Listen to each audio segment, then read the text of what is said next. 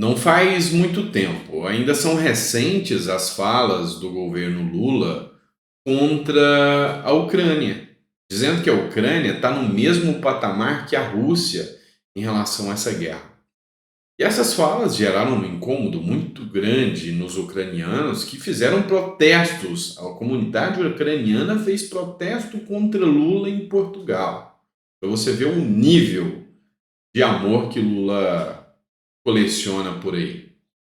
Também outros ucranianos se manifestaram dizendo que era uma aberração a fala de Lula que eles deveriam entregar a Crimeia para a Rússia. Por que não entregar o Rio de Janeiro para os russos? Assim a guerra acabava, foi o que eles questionaram. Ou seja, enfim, Lula se mostra como um péssimo gestor para o nosso Brasil e como um péssimo relações internacionais, falando o que não deve e causando briga. Para resolver a situação, pelo menos apaziguar a questão, Lula recebeu aqui o primeiro chanceler russo, mas pegou muito mal. Ele teve que mandar o seu relações internacionais lá na Ucrânia, porque ele não teve coragem de ir. Lula, ele tem coragem de ir para a coroação do príncipe Charles, gastar mais de R$ 1 milhão. Ele tem coragem de ir para passear em Abu Dhabi, passear em Portugal, ir em loja de luxo com a primeira-dama. Aí sim, tá tudo bem. Só que agora o Zelensky lançou um desafio ao Lula. O presidente da Ucrânia, Volodymyr Zelensky, gravou um vídeo nesta sexta-feira para contar como foi a reunião com o assessor especial de política externa, o Celso Amorim. E nessa reunião, o encontro aconteceu em Kiev. Além de discutir um plano de paz para a guerra e a possibilidade de realizar uma cúpula na América Latina, o líder ucraniano voltou a convidar o presidente Lula para visitar o país. Vamos ser honestos aqui, vamos ser claros aqui, nem no pior pesadelo isso vai acontecer.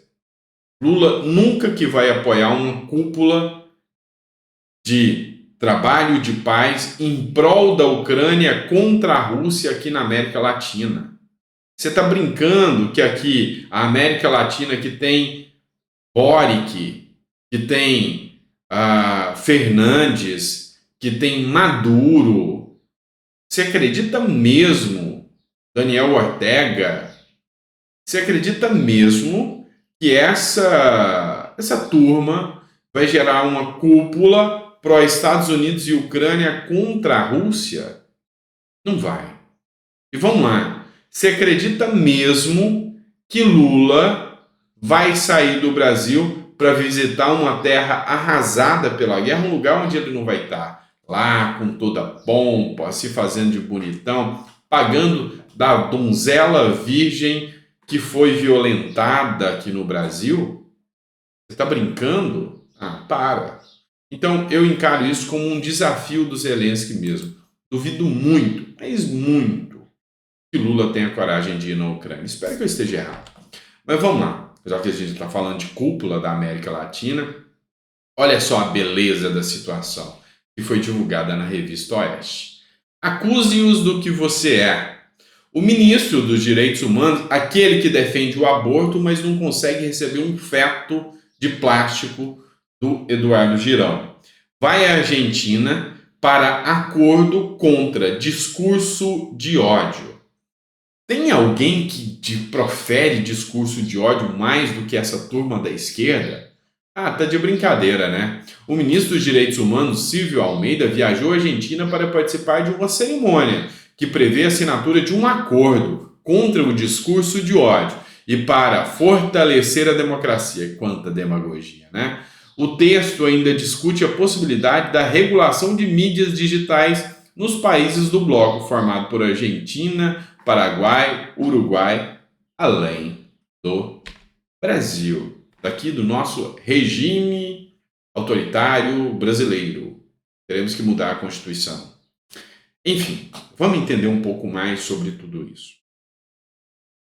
Assim como a gente vê no livro 1984 do George Orwell, a questão da regulamentação, do governo te fiscalizar em tudo, ele precisa de mecanismos que autorizem essa fiscalização. A partir do momento que houver um mecanismo onde ele não consegue te controlar, ele prefere eliminar esse mecanismo. Eles preferem que não tenha internet aqui. Ontem a deputada federal Bia Kicis fez uma postagem relativo a um evento que aconteceu em 2020 em Cuba, onde Cuba, para evitar os protestos, cortou toda a internet do país. Começou a ter protestos contra Cuba. Cuba cortou a internet de toda a população para que eles não pudessem dialogar e fazer protestos. Eis a democracia amada e idolatrada por essa turma aí. Pelo ministro dos Direitos Humanos, pelo Lula, pelo comunista Flávio Dino. Enfim, é isso aí. É isso aí que é a liberdade deles. É essa liberdade que você quer? Duvido e duvido muito. Bora falar de Anderson Torres agora? Vamos lá. Eu vou colocar uma postagem que foi feita pelo Arthur Vigílio e eu acho interessante fazer a postagem porque o Arthur Vigílio é uma pessoa de esquerda. Só que você tem que entender, ele é um dos fundadores do PSB, aliado de Alckmin.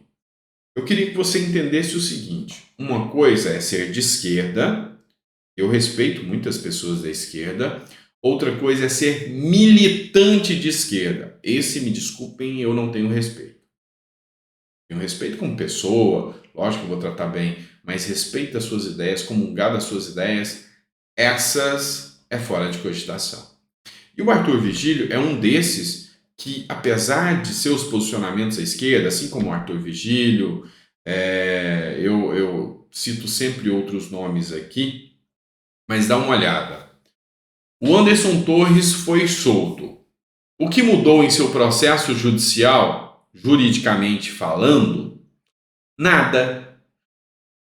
A PGR e o Ministério Público Federal já haviam sugerido a libertação de Anderson Torres. Mas os fatos políticos que mudaram o rumo das coisas. Torres recebeu o apoio de 42 senadores, além de milhões de brasileiros que, como eu, não viam justificativa para essa prisão. Depois de mais de 4 meses longe de sua família, debilitado e com problemas graves de saúde, inclusive mental, enfim, Anderson Torres recebe tratamento digno e volta para casa.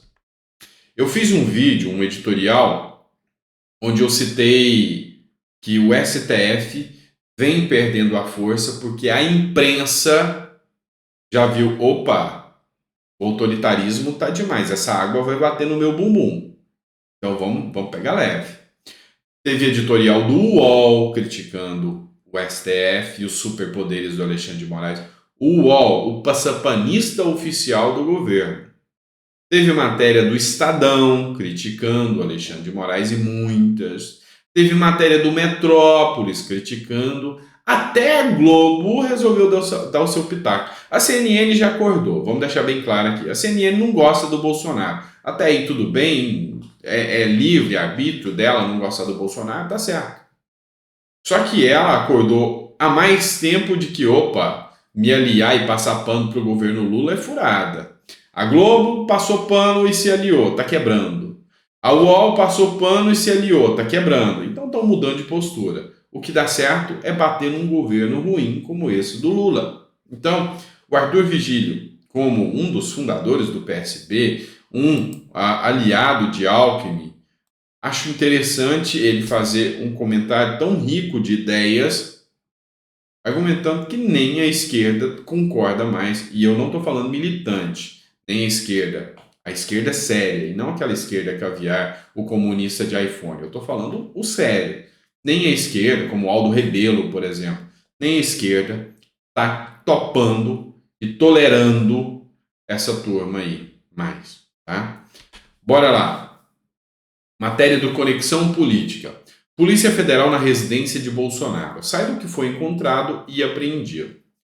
Simples. Na casa de Bolsonaro foram apreendidos equipamentos. Na missão toda, vamos dizer assim, que foi feita, 12 notebooks e 19 pendrives e 6 HDs, computador e 21 celulares, tá? O objetivo da perícia era identificar as conexões que possam ligar o Bolsonaro à questão do cartão de vacina. A gente sabe que isso é um verdadeiro engodo.